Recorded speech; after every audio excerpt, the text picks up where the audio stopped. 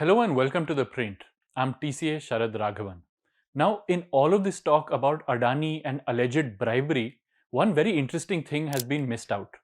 The US Department of Justice indictment against Gautam Adani, Sagar Adani, and others has actually opened the doors for India's SEBI to potentially take strict action against them. This includes potentially suspending the trading of Adani Group stocks, banning the executives of the company from accessing the stock market, and even seizing some of their assets.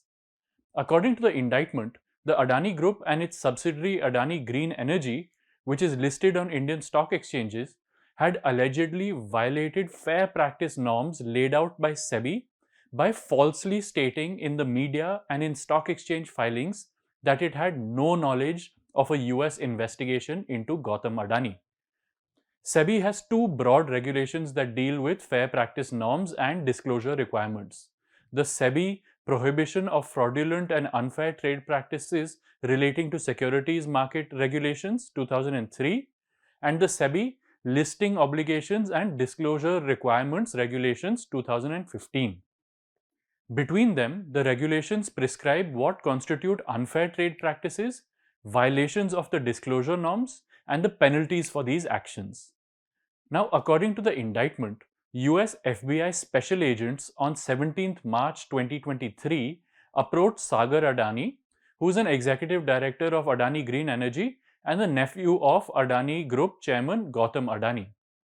They provided Sagar Adani a copy of a judicially authorized search warrant and a grand jury subpoena and took into custody his electronic devices, which are his phones, laptops, etc. A subpoena is basically a writ ordering a person to appear in court. The indictment said that the search warrant identified offenses, individuals, and entities under investigation by the United States government.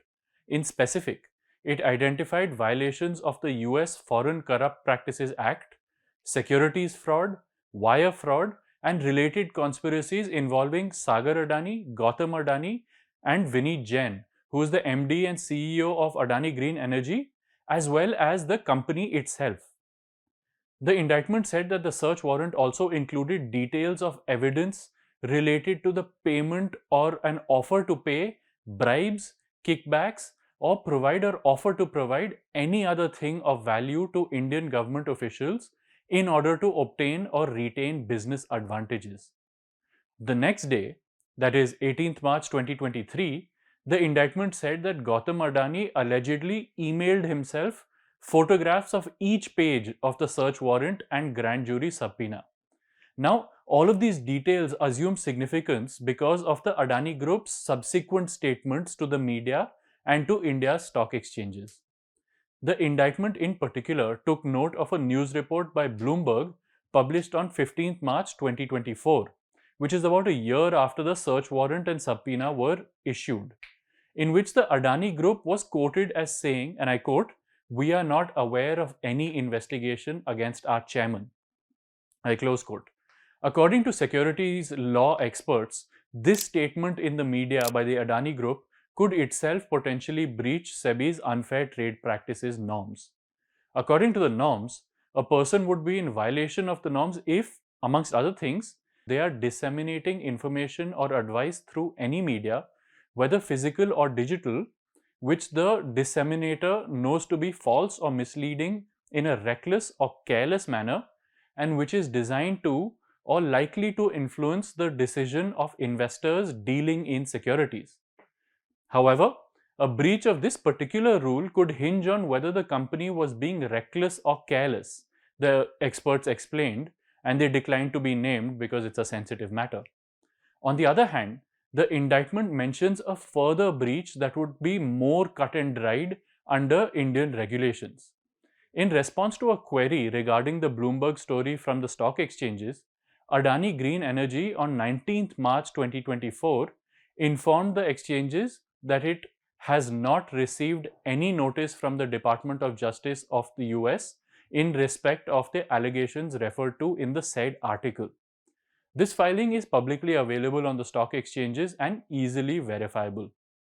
Now, according to the fair practices rules, this could entail knowingly publishing or causing to publish or reporting or causing to report by a person dealing in securities any information which is not true or which he does not believe to be true prior to or in the course of dealing in securities. This too would be a violation of the rules. Finally, Section 30 of the Listing Obligations and Disclosure Requirements regulations say every listed entity shall make disclosures of any event or information which, in the opinion of the board of directors of the listed company, is material. The security law experts that ThePrint spoke to say that a search warrant and a grand jury subpoena against an executive director of a company seeking further evidence of potential criminality by the group's chairman would certainly have constituted material information and so should have been disclosed when it happened. Under the Fair Practices rules, the SEBI board, its chairperson, or executive director can launch an investigation into whether any intermediary or any person associated with the securities market has violated any of the provisions of the SEBI Act or its rules and regulations. Following the investigation and the submission of the report, the SEBI board can, after providing the potential violator a reasonable opportunity of hearing, issue an official summons or notice to the violator. Following this, the board can either then issue a warning or suspend the registration of the company or even cancel the registration of the company. In other words, the penalty could be extended to a temporary or even a permanent ban from the stock markets. In addition, the law empowers the SEBI board to take suo motu action without waiting for the investigation to finish to suspend the trading of a security that has been found to be involved in fraudulent and unfair trade practices. This suo motu action also includes restraining people from accessing the securities market and prohibiting any person associated with the market to buy, sell, or deal in securities. SEBI can also impound and retain the proceeds or securities in respect of any transaction which it finds is in violation of these regulations. That means it can potentially seize some assets. Now, whether any of this will actually happen is up to SEBI. ThePrint has reached out to SEBI for comment and we'll of course update you if there's any official word on this. But on that note, that's all from me. Thank you for watching.